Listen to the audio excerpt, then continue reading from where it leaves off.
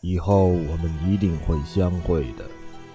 你们不要随意放咒，你们一定要记住，有人直接或间接伤害佛法和众生的时候，你们就要放咒惩治敌人。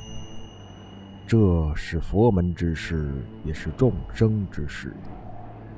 现在你们到我这边来，我给你们每人卫藏普鲁一件，以作纪念吧。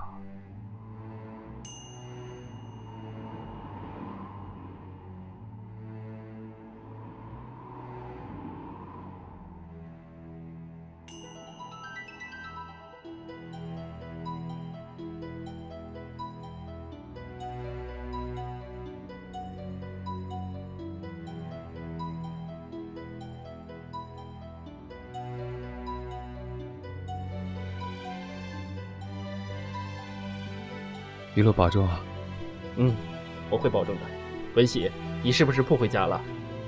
我想回家，可是我还没学咒术呢。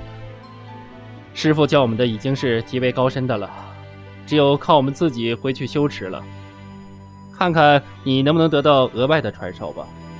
我们要走了，我们思念家乡，想念着父母，也想念着美女们的呢。哈哈哈哈啊！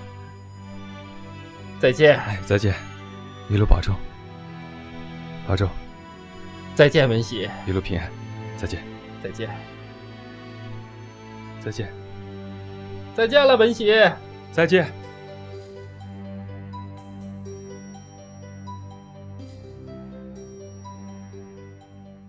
文喜送别自己的同伴后，一路捡牛粪和马粪，捡到了上师的一块田里。上师看见了此情景。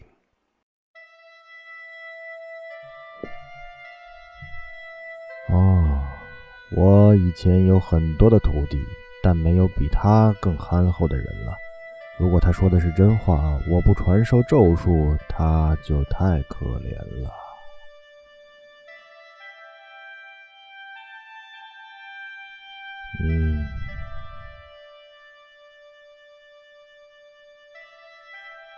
文喜啊，你为什么不和你的同乡朋友一起回家呢？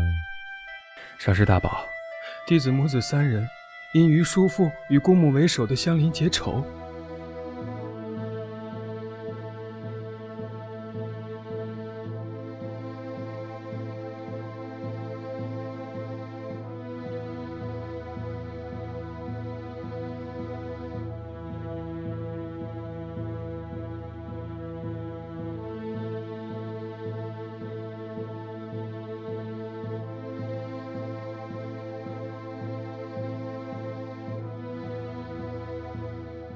发愤，如果你到外地学的咒术不管用就回来了，那么妈妈要死在你的面前。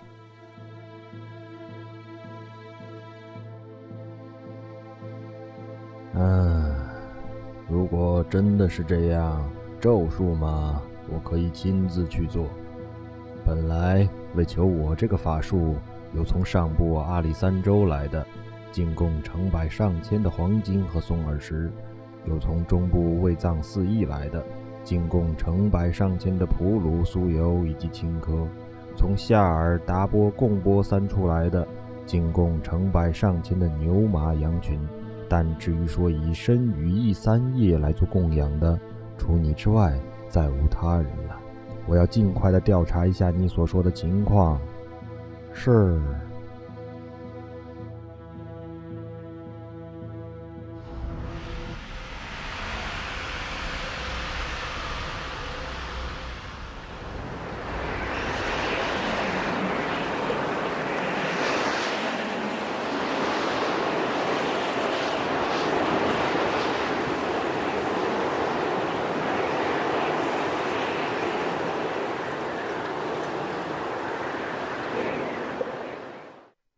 文喜，我的大僧徒回来了，你所说的完全是实情，我现在相信你了。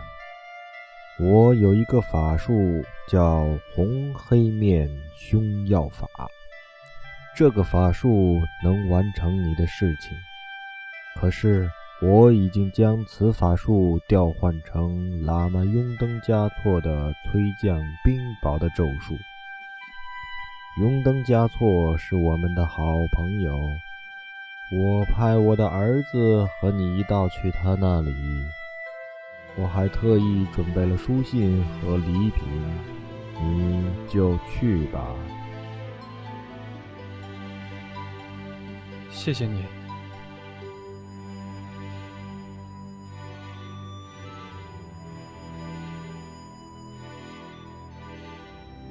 文喜，我们快点走吧。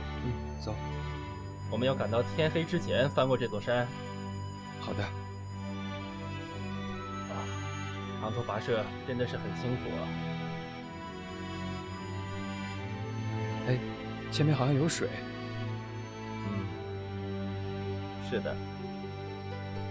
哦，你看，这里的风景也很不错。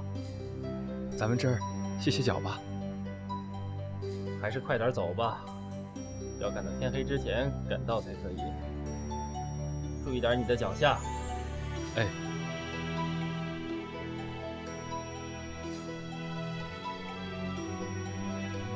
啊，这水真甜，好清静的水呀！哈哈哈哈哈！你也来点儿。嘿，哦，你洒了我一身。